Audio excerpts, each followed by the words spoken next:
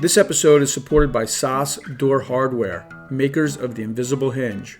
Soss, strong, beautiful, invisible. And Garnica Plywood. Challenge the ordinary with Garnica Plywood. I'm hanging the doors on this cabinet using the Soss invisible hinge. It's really a super nice hinge. Just has a very clean look to it. And I'll need to mortise into the stiles and I'll need to mortise into the doors. And I think the best way to do that is to first cut the mortise into the stiles before I attach the stiles to the cabinet. Before I start cutting the mortise, I need to cut the doors the same length as the stiles. So I've set up a stop block on my crosscut sled.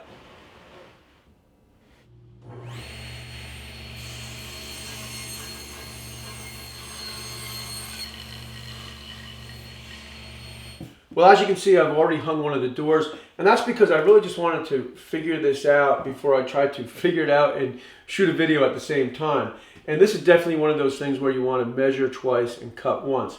In fact, I hung a piece of scrap first just to kind of get warmed up with the whole process. So you probably also noticed that I've got a walnut veneer on the birch plywood. I ended up veneering the front of the doors. If you have walnut plywood, that's probably a faster solution. I happen to have the veneer and not the plywood, so that's why I veneered the doors. So now that I've got everything figured out, let's go over to the workbench and we'll hang the next door. The first thing I'm doing is labeling the stile and the door. You want to make whatever mental note that you need just to make sure you don't get confused when you're taking the doors in and out of the cabinet.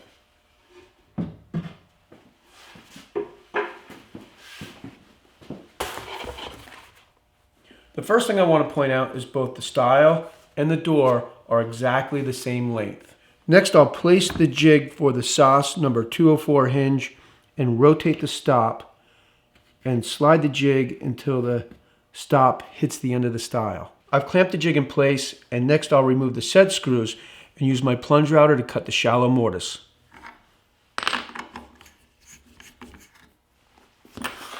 I've set the plunge router to 1/4 inch for the first mortise.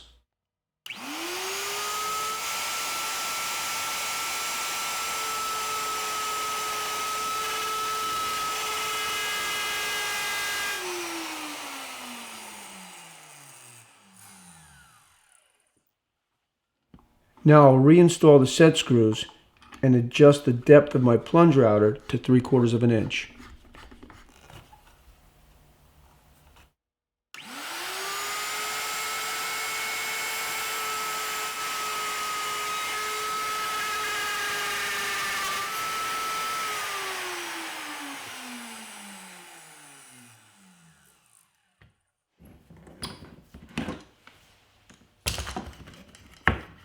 With the first mortise complete, I'll move the jig to the other side of the stile and repeat the process.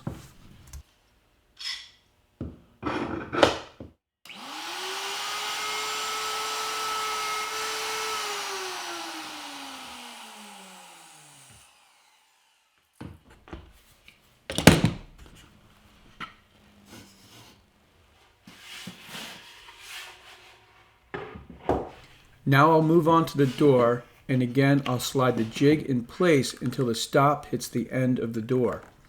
I should point out that I added a board to the bottom of the jig to make it easy to clamp the jig in place with a pair of squeeze clamps.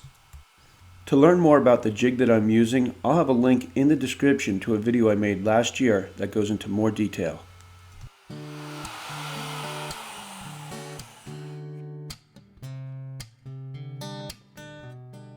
Now that I have the mortises cut, I'll fit the door to the cabinet by trimming off 1/8 inch off the bottom of the door and 1/8 inch off the top.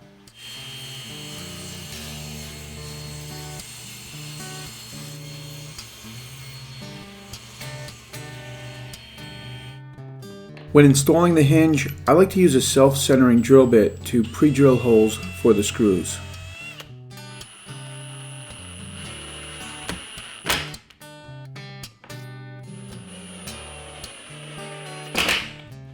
Before I can attach the stile to the cabinet, I'll need to pre-drill and countersink holes, and for that I'll use the drill press.